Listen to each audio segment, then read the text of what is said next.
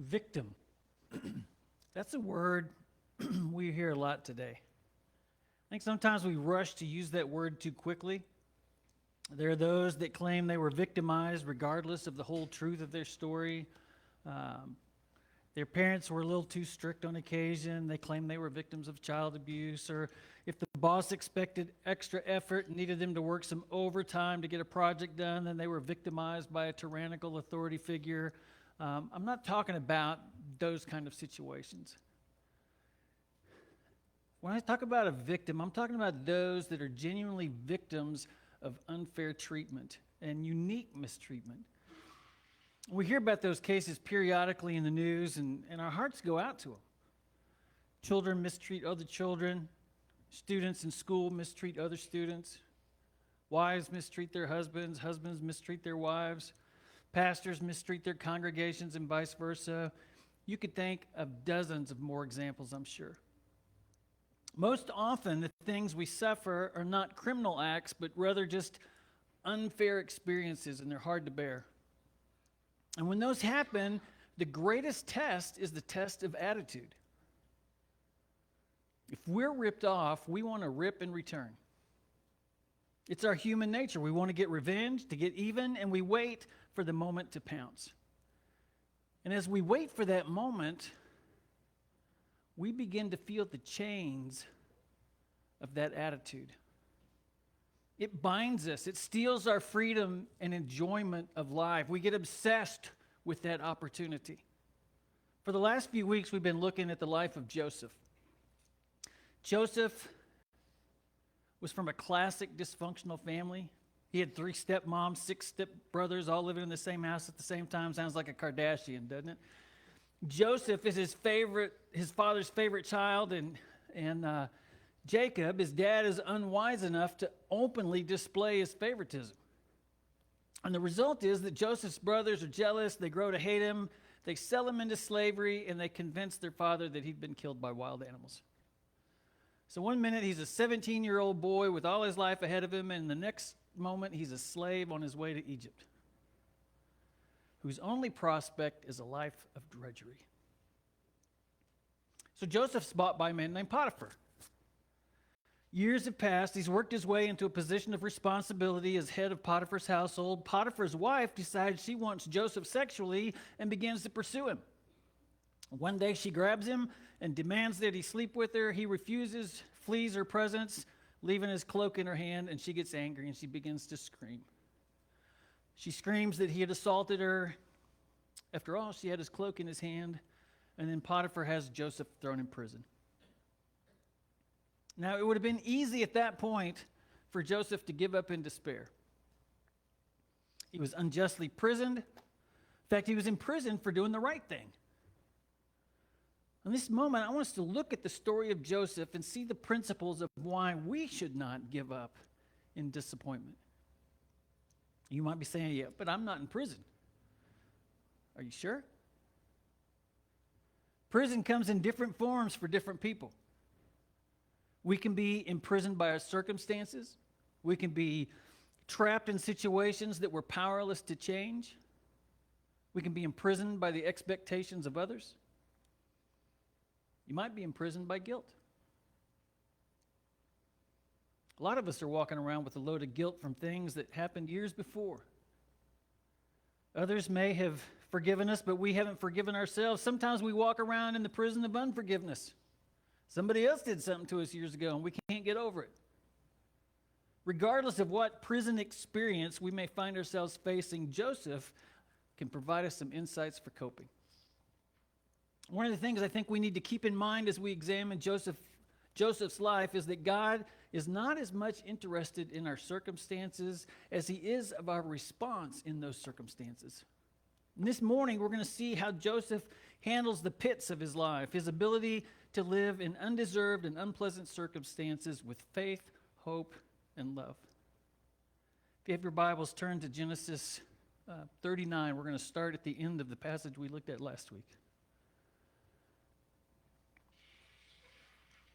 So he, being Potiphar, took Joseph and threw him into the prison where the king's prisoners were held, and there he remained. But the Lord was with Joseph in the prison and showed him his faithful love. And the Lord made Joseph a favorite with the prison warden. Before long, the warden put Joseph in charge of all the other prisoners and over everything that happened in the prison.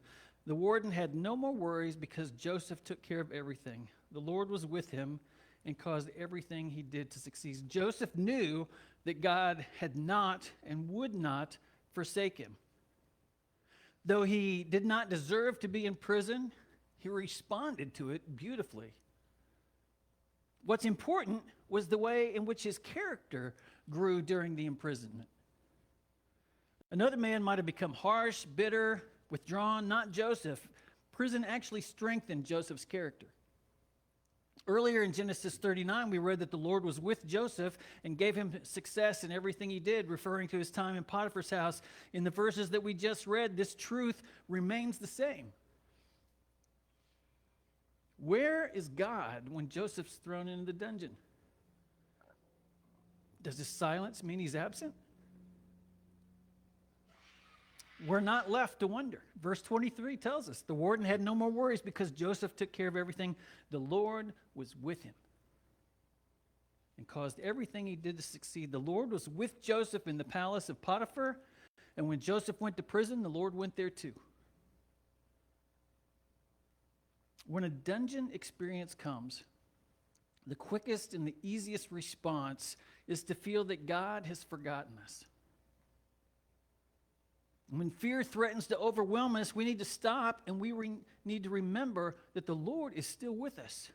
God promises several times from the Old Testament to the New Testament, I will never leave you nor forsake you. Now there's some Christians out there that are teaching that if a Christian merely has enough faith, they'll never suffer. And I don't know what planet they're on or what Bible they read. But their mindset would have been, had Joseph believed that truth, his faith may... Let me back up.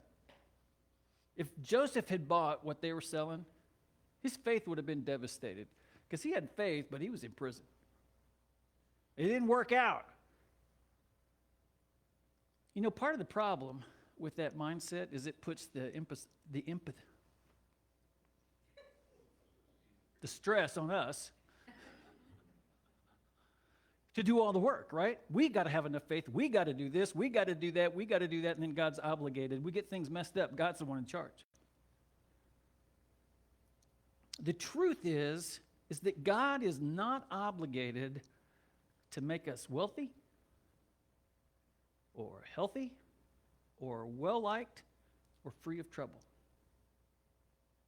In fact, if we look at Scripture, those that followed God always ended up in trouble, right? From the get-go. Abel gave a great sacrifice. God was pleased by it, so his brother killed it. Jeremiah spoke the truth, and someone said, well, we don't want you speaking truth, so they threw him in a well. I hope you die there. Paul gives his life to Christ, gets beat, left for dead a couple times, thrown in prison, eventually killed. Judas kills himself. He's his own deal, but 10 of the other 11 are martyred. John's exiled. Read through Acts. Read through what happens to the early church. You follow Jesus, tough stuff happens. Paul told Timothy, listen, if you want to live a godly life, you can expect to be persecuted. Nowhere in there is, you follow me and life's a piece of cake. It'll all be easy. Joseph's finding the truth of this.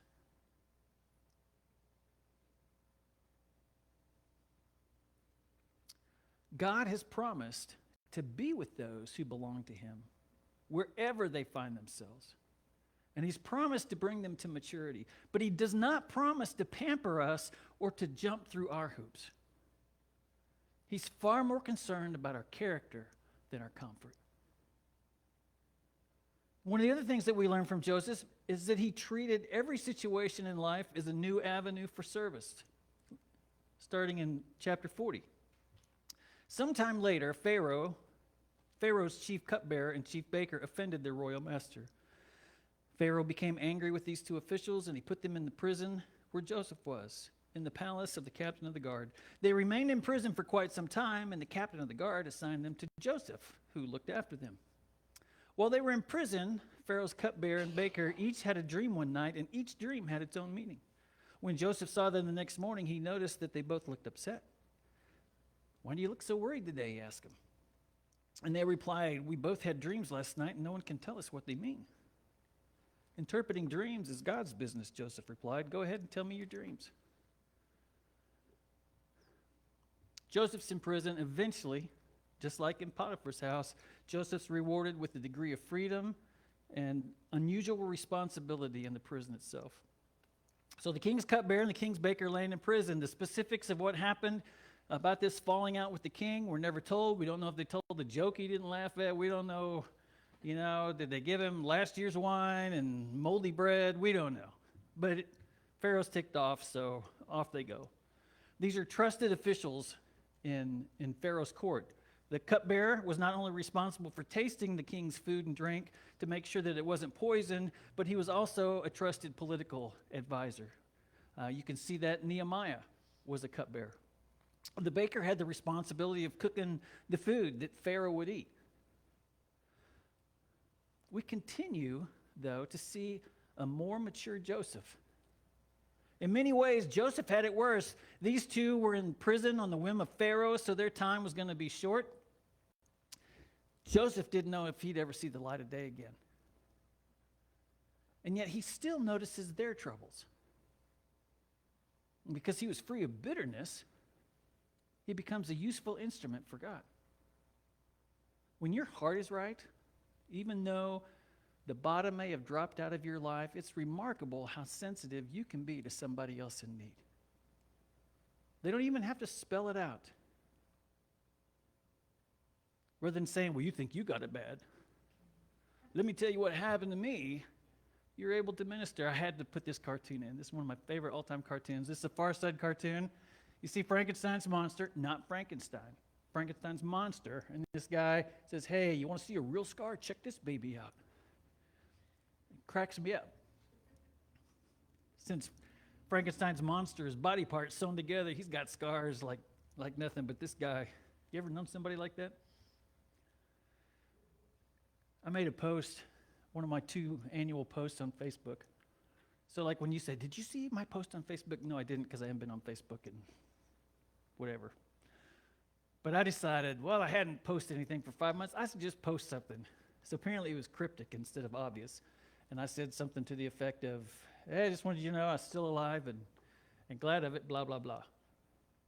Just because I hadn't been on Facebook in forever. Oh, my word. Did you have another heart attack? This is kind of the way things went. What happened? Oh my gosh. I just posted on Facebook for the first time in 5 months. But my favorite post was, "Well, I don't know what happened to you, but whatever's going on in your life, I got it worse." I'm like, you don't even know what's going on in my life. Oh my gosh. Joseph didn't do that.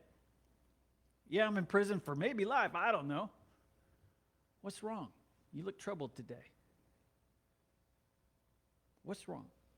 One of the best things about the right attitude is that with every day, no matter what the cloud situation is you find sunshine in every day. You don't have to have cloudless days for there to be sunshine days, because your attitude's in the right place and you see the positive. Both the cupbearer and the baker had dreams, and they were distressed from their meaning. They came from the court. There were dream interpreters. There was a whole profession of people that were wise and knowledgeable about the stars and all this stuff. And so you had a dream, you'd go to them and they'd tell you what it means. They're in prison. They don't have access to that. They're stressed out. We don't know what our dream means. Joseph said, "I can go beyond the stars.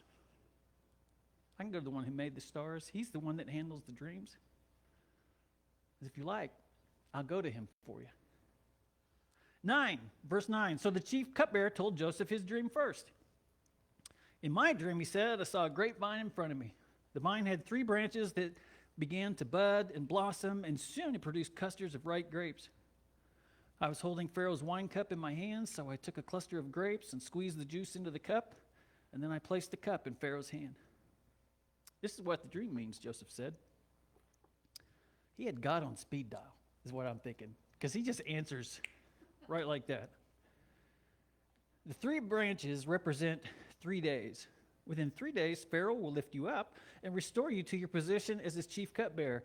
And please remember me and do me a favor when things go well for you.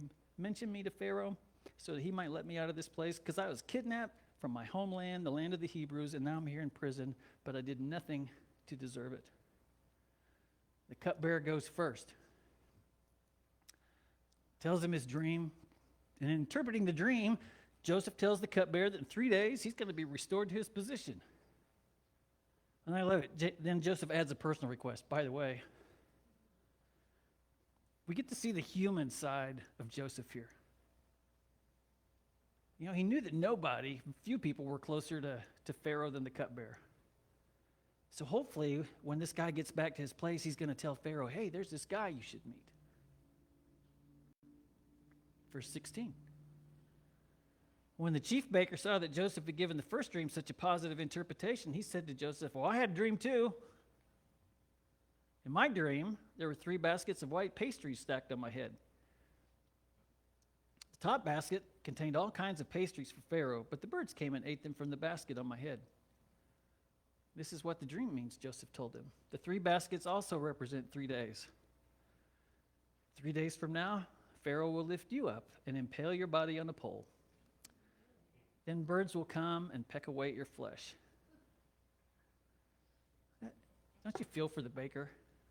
The cupbearer, like, oh, that sounds good. Yay, I had a dream too. Wait a second.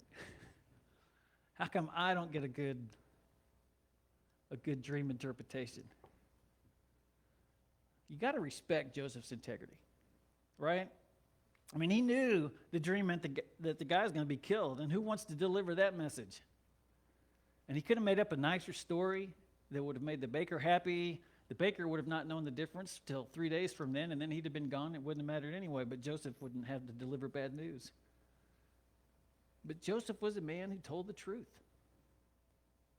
He wasn't winning friends, he was representing God.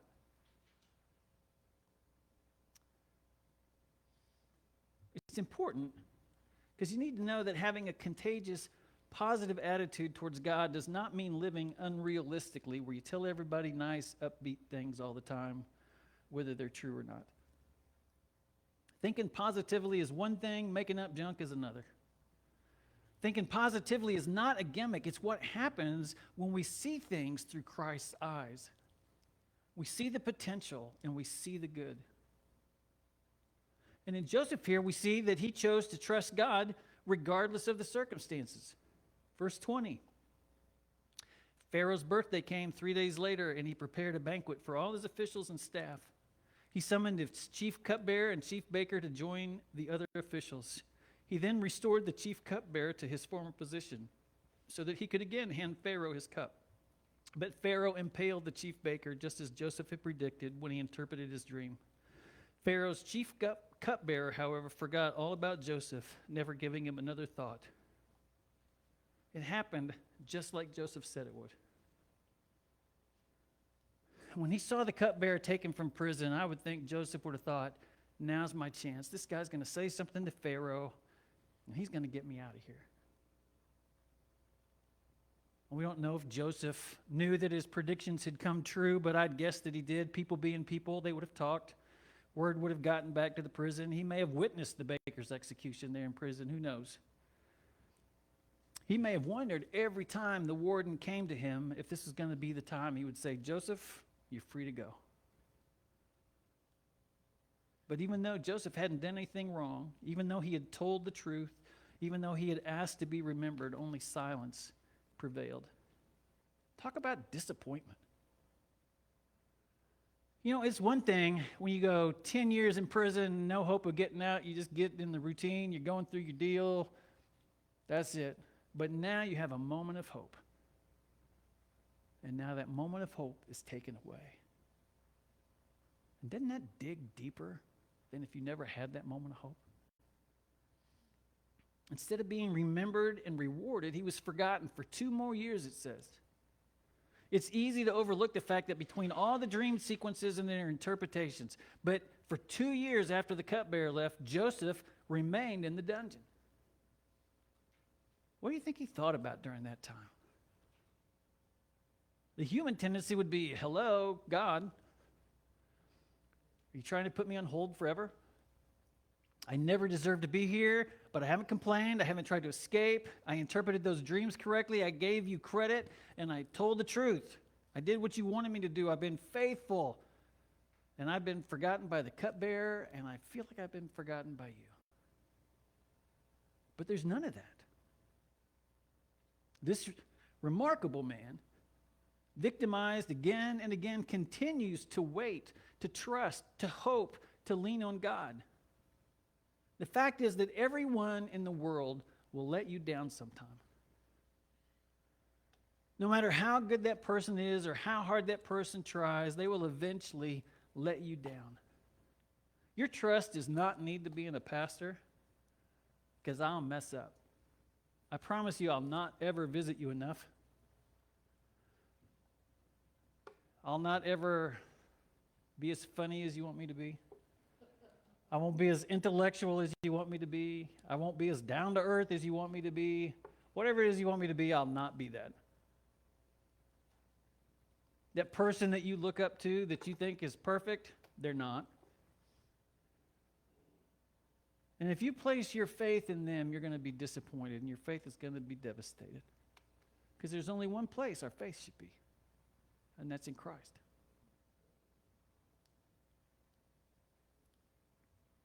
As disappointing as it was to be forgotten, unknown to Joseph, an even better opportunity is coming.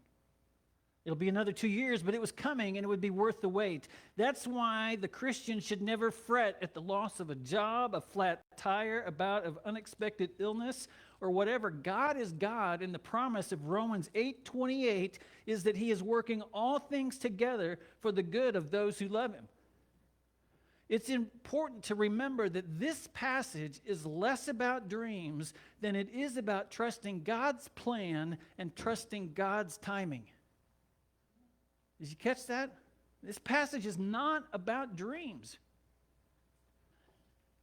It is about trusting God's plan and trusting God's timing.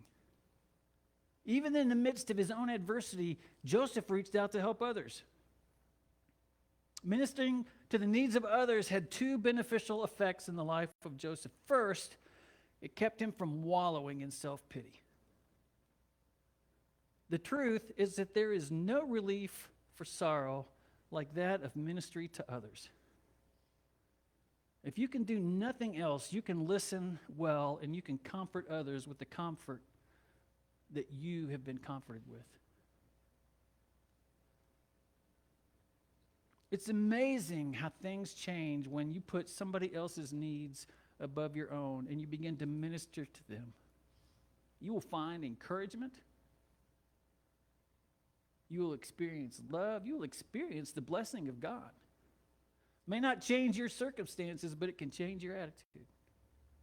The second important thing about Joseph's service for others is that it was the very means that God was going to use to lead to his ultimate deliverance. It might be an act that seems insignificant to you at the time, but it can be a turning point in life. Joseph's faithful ministry in prison opened the door for a greater ministry in the palace. So what does that mean for us today? Most of us, if not all of us, can relate to Joseph's story. Single parents abandoned by a spouse, parents without children, children without parents, individuals without jobs, prisoners locked away for crimes they committed or didn't, unfair treatment. Mistreatment comes in a lot of forms. In general, there's 4 types of mistreatment, I think, that we could categorize everything under. One is undeserved treatment from the family. Abusive treatment in the family takes a lot of forms and leaves a lot of scars. Second thing is unexpected restriction of circumstances. What I mean by that is when we're suddenly confined, maybe emotionally, physically, You can't get beyond something because of your emotions or your physical circumstances. Sudden injury, traumatic disease leaves a person disabled, feeling terribly alone and abandoned. Sometimes the scars from the past result in a dungeon-like experience. And those restrictions keep us from experiencing the abundant life that we are intended to experience. Untrue accusations.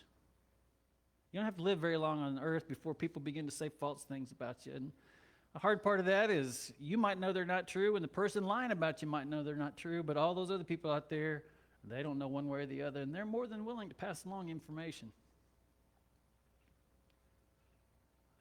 Trying to correct those untruths is kind of like trying to grab all the feathers from a pillow that's been torn open and tossed in the wind.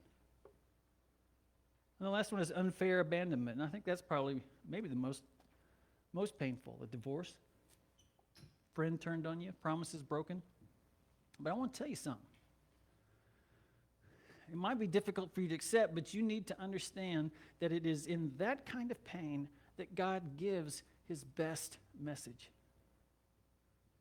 It's what C.S. Lewis calls God's megaphone. In The Problem of Pain, he wrote, God whispers to us in our pleasure, speaks to us in our conscience, and shouts in our pain. So we have two choices. We can become disillusioned and embittered. Disillusionment is a dangerous, slippery slope. We become first disillusioned with our fellow man. And then we move on to cynicism. And before long, we don't trust anybody, not even God. We've been burned, we've been taken advantage of, we've been mistreated. I have never met an individual who was truly disillusioned with mankind who did not also become disillusioned with God. And the cause of disillusionment comes from putting our complete hope and trust in people. We talked about that. Putting people on a pedestal, focusing on them, finding our security in them, being so locked in on that person that they take the place of God in our life. Your complete hope can rest in one person. It can be your child, your parent, your spouse, a business partner, a friend, a pastor, coach, mentor. And when their clay feet crumble, as they will, total disillusionment follows. Our second choice? We can use that difficulty as a platform for putting our hope and trust in the living God. Putting our complete faith and trust in the living Lord is the cure for disillusionment. Listen to me, more importantly, please listen to God's truth. He has 100 different messages to give you during 100 different dungeon experiences. John Piper says that at any one time, God's doing 10,000 things in your life, but you're only aware of 3. God knows just the right message for just the right time, and all it takes to receive it is a sensitive, obedient, trusting heart. A heart that says, God, please deliver me from my own prisons. Help me see beyond the darkness to see your hand. As I'm being crushed, remold me. Help me to see you in this abandonment and this rejection. Now, I know your world is not filled with Egyptian dungeons or dreams that need to be interpreted. Your mistreatment comes in a totally different package. But whatever package it comes in, it hurts. And you feel rejection, you've done what is right, but you've been treated wrongly. In the middle of all this, remember that God has not abandoned you, nor forgotten you. He never left. He understands the heartache brought on by evil, which he has allowed for some reason to bring you to a closer, deeper, more intimate walk with him. God is good. Jesus is real. No matter what your circumstances look like or how it feels, my prayer is that he will do for you what he did for Joseph, that he may give you the grace to endure. Let's pray.